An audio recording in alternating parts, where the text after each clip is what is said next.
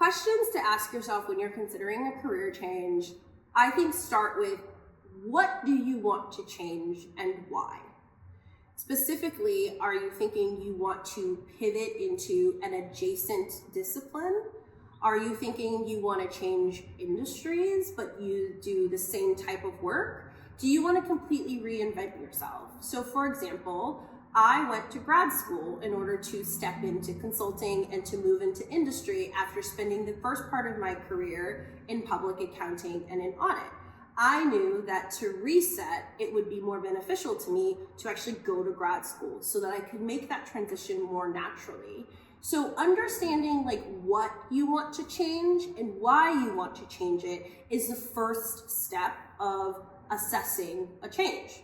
Now, once you've figured out the what and why you want to make that change, you also want to challenge yourself or at least explore why now. Is now the right time to make that change?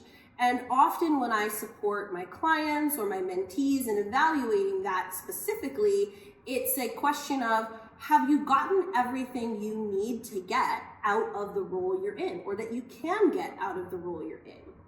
Sometimes you're thinking I should go to another team or go to another company because I want these things, but there's a possibility that maybe you can get these things either A, within the role you're in by working with your manager, or B, within the organization you're in, again, working with your manager in the ecosystem to make specific changes that allow you to explore or build that set of skills that you're looking to build.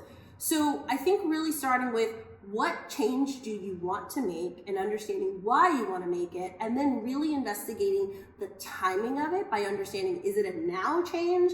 Is it a future change? And specifically, if it is a future change, what do you need to be prepared for that change? And even if it's a now change, are you prepared for the change? I think that's a really important question to be asking yourself. So really explore what you want to change, why you want to change it, and all the things that really lend to making sure you're prepared for the change and the timing of that change. And that's how I would encourage you to, or what questions I would encourage you to explore.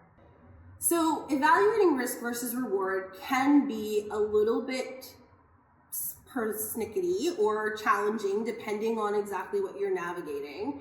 But one framework I like to use is a 2x2. I'm gonna put a little diagram of it over here, but ultimately what you're gonna do is you're going to name the decision. And this ideally should be a one-dimensional decision. Do something or don't do that thing. Don't make it super complicated. Well, what should I do? And blah, blah, blah. No. Do something or don't do something. So those are gonna be the horizontals. Now the columns are gonna be, what are the rewards for doing, what are the rewards, and then what are the risks or costs? Now, because you've got this 2x2 where you've got squares for each one, you're gonna take the time to actually complete or fill in these squares. What are the rewards for doing the thing? What are the rewards for not doing the thing? What are the risks or costs for doing the thing? And what are the risks or costs for not doing the thing? Once you've laid out enough information, you can then really evaluate your decision.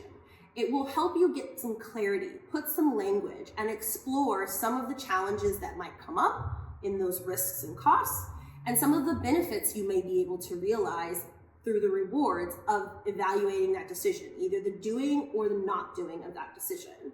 And so I really recommend that when someone is navigating this and they're trying to figure out what to do or if they should do something, this is a really good framework to evaluate that decision. I also think it can be helpful at times to take that framework once you've fleshed out, and if and only if it makes sense, engage someone in your community, like a mentor, an executive coach, or a peer or a friend, and talk them through some of your rationale. I really think I get a lot of value by leaning into my community when I'm making major decisions, just so that way I'm not sort of doing it completely in a silo. Now, I also think there's plenty of risk to bringing more people or too many people into your process. So make sure that if you choose to bring people into your process, it's because it's beneficial to you, and make sure that that person is qualified to really provide you with something additive to your evaluation of that decision. So first, take the time to complete this particular framework, And if and only if you find that it could be useful and you've identified someone in your community who can provide thoughtful, intentional, and reasonable input to your decision, then you may also want to take them through your rationale and see if they can add any additional insights that can help you as you craft your decision. Don't forget, the decision is yours at the end of the day. So this isn't about farming out the decision to someone else. This is really about allowing your network, allowing your community to support you as you're making a major decision. Once you've made a decision, let's say it's a very big decision, you may be experiencing quite a bit of change. And often that can come with feelings of being overwhelmed. And now I don't want to project that on everybody. Not everyone experiences a sense of overwhelm when they change something. Sometimes it's like, oh, kind of a non-event. But if you are one of those people, this is again where I think it's important to make sure that you have the support structure and support system around you. That can be friends, family, your partner. It can also be your therapist, your coach, or just like a small group of like friends or a community or what have you, or even peers that you can tap into as you're kind of navigating those feelings.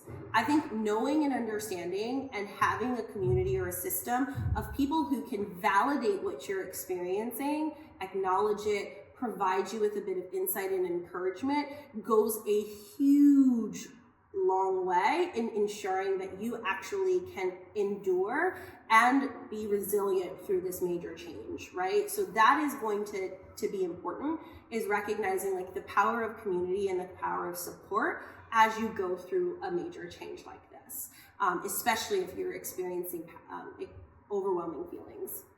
Thanks so much for joining again today. Don't forget to subscribe, like, share, and comment. See you soon.